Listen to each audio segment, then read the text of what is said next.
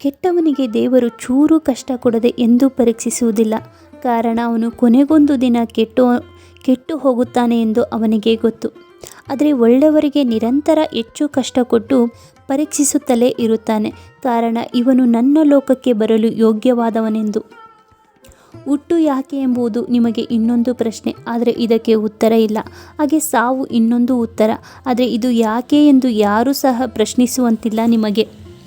ನಮ್ಮ ನೋವುಗಳು ನಮಗೆ ಗೊತ್ತಾದರೆ ನಾವು ಬದುಕಿದ್ದೇವೆ ಎಂದರ್ಥ. ಪರರ ನೋವು ನಮಗೆ ಗೊತ್ತಾದರೆ ನಾವು ಮನುಷ್ಯರಾಗಿದ್ದೇವೆ ಎಂದರ್ಥ.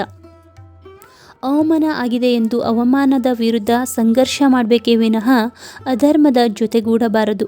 ಅಧರ್ಮದ ಜೊತೆ ಇದ್ದ ಮೇಲೆ ಎಷ್ಟು ತಪಸ್ಸು ದಾನ ಮಾಡಿದರೂ ಫಲವಿಲ್ಲ. ವಯಸ್ಸಿನಲ್ಲಿ ಯಾರಾದರೂ ದೊಡ್ಡವರು ಇರ್ಬೋದು, ಚಿಕ್ಕವರು ಇರ್ಬೋದು, ಆದರೆ ವಾಸ್ತವದಲ್ಲಿ ಯಾರ ಹೃದಯದಲ್ಲಿ ಕರುಣೆ, ಸ್ನೇಹ, ಪ್ರೀತಿ, ಗೌರವ ಭಾವ ತುಂಬಿರುತ್ತದೆಯೋ ಅವರೇ ದೊಡ್ಡವರು. ಒಬ್ಬ ವ್ಯಕ್ತಿ ವೈರಿಯಾಗುವುದು ಯಾವಾಗ ಅಂದರೆ ಆತ ಕ್ಷಮಿಸಲಾಗದಂಥ ಮಾತುಗಳನ್ನು ನುಡಿದಾಗ. ಯಾವ ಸಮಯದಲ್ಲಿ ಸಮಸ್ಯೆ ಹುಟ್ಟುತ್ತದೆಯೋ ಅದರ ಜೊತೆಯಲ್ಲೇ ಅದಕ್ಕೆ ಪರಿಹಾರವೂ ಹುಟ್ಟುತ್ತದೆ.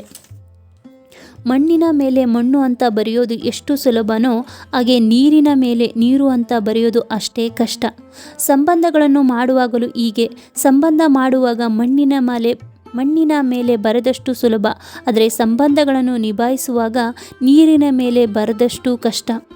ನಿಮ್ಮ ಹಕ್ಕುಗಳನ್ನು ಪಡೆದುಕೊಳ್ಳುವ ಎಲ್ಲ ಹಕ್ಕು ನಿಮಗಿದೆ, ಆದರೆ ಹಕ್ಕುಗಳನ್ನು ಪಡೆದುಕೊಳ್ಳುವ ನಿಟ್ಟಿನಲ್ಲಿ ಕೆಟ್ಟ ಮಾರ್ಗವನ್ನು ಅನುಸರಿಸಬಾರದು ಅಷ್ಟೇ.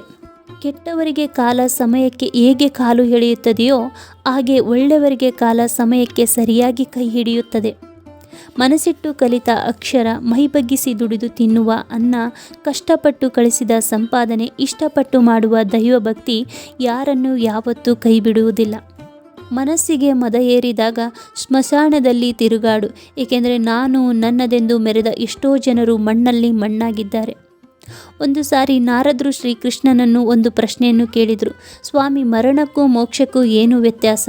ಆಗ ಶ್ರೀಕೃಷ್ಣನು ಹೇಳಿದ ಅದ್ಭುತವಾದ ನುಡಿ, ಆಸೆಗಳನ್ನು ಉಳಿಸಿಕೊಂಡು ಉಸಿರು ನಿಂತರೆ ಮರಣ, ಉಸಿರು ಇದ್ದಾಗಲೂ ಆಸೆಗಳು ಇಲ್ಲವಾದರೆ ಅದು ಮೋಕ್ಷ. ಸೋಲದೆ ಗೆಲ್ಲುವುದು ಸಾಧ್ಯವಿಲ್ಲ.